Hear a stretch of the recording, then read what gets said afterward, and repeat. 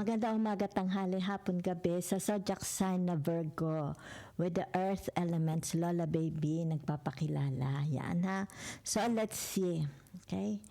The energy surrounding you. Okay? Sa mga natitirang araw, linggo ng buwan ng July. So bukas po is Thursday hanggang ano na po ito, end of the month. Okay? Ng July. So atin pong huwag kalimutan, the energy is very fluid, pwedeng magpabago-bago. Okay? So let's see po, simulan na natin ha. For the Virgo with the earth elements. Yan. Anong gusto mong gawin? Diba? Yan. May kinalaman ba ito sa relationship, sa pag-ibig, sa pag-aaral, sa pera, sa career, friendship, meeting people, 'di ba? Yan. Romance, yan ha.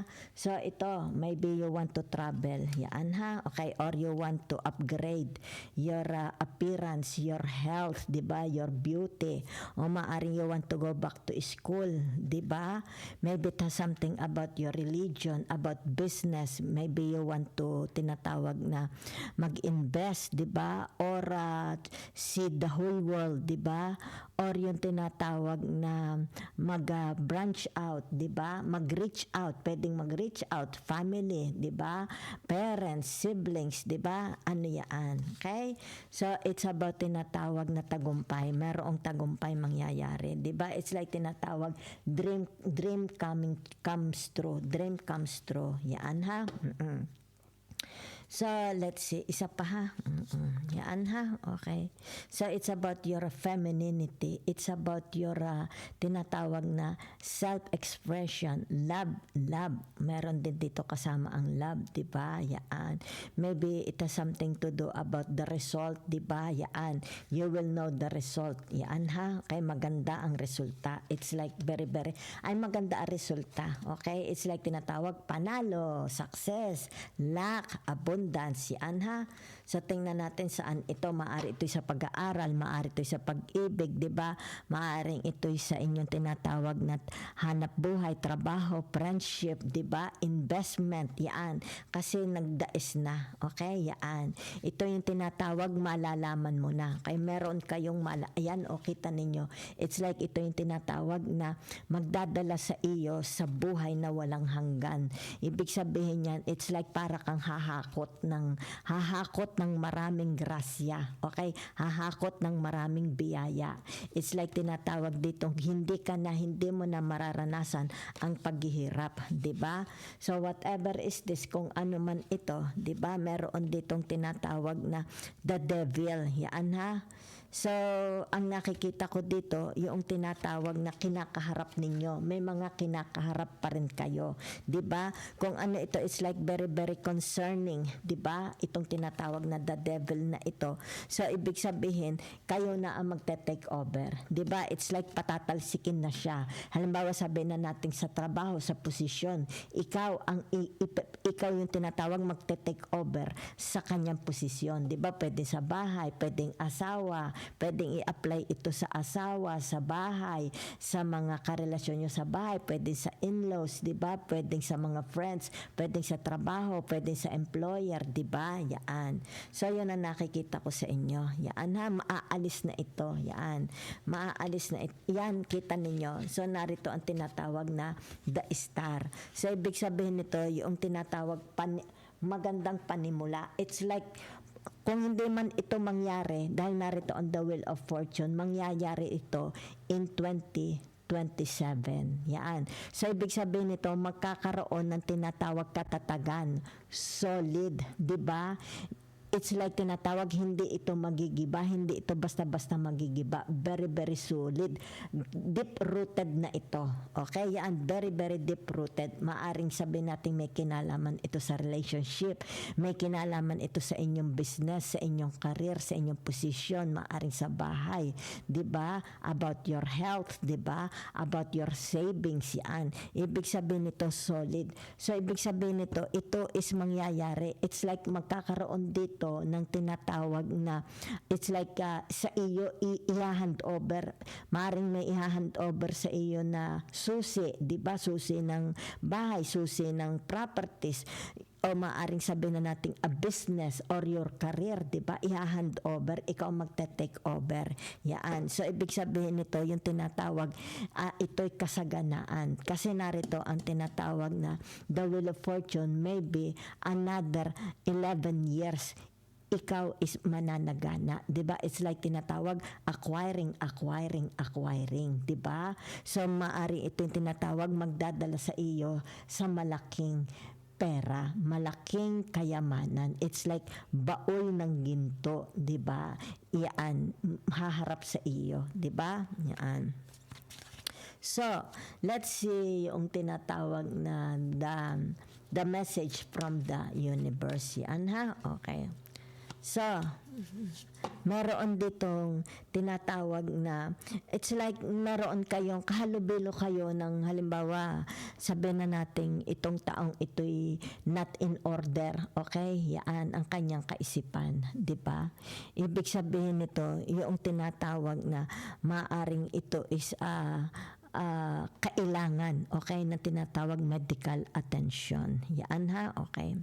So, meron ditong tinatawag na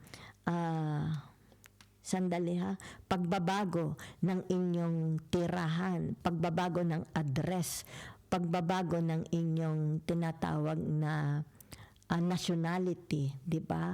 Meron ditong migration, okay? Merong tinatawag na visa, yan, makukuha ang visa, the result, di ba? So, meron din ditong tinatawag career. Yung career daw po ninyo is tinatawag na uusbong. It's like tatakbo, di ba? Yan, maganda ang takbo ng karir. So, maaaring ito yung tinatawag na nilipat kayo ng karir. Diba? Nang halimbawa sabihin na natin ng trabaho.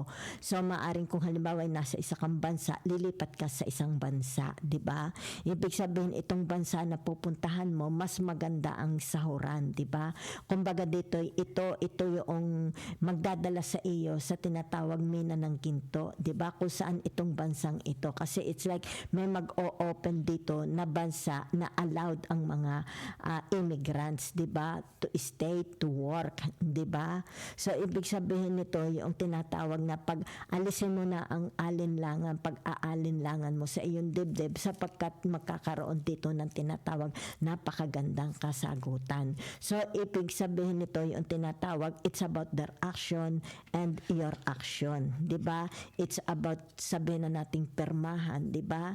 It's about tinatawag commitments. It's about a relationship, 'di ba? It's like partner ha, magbibuild ng partner.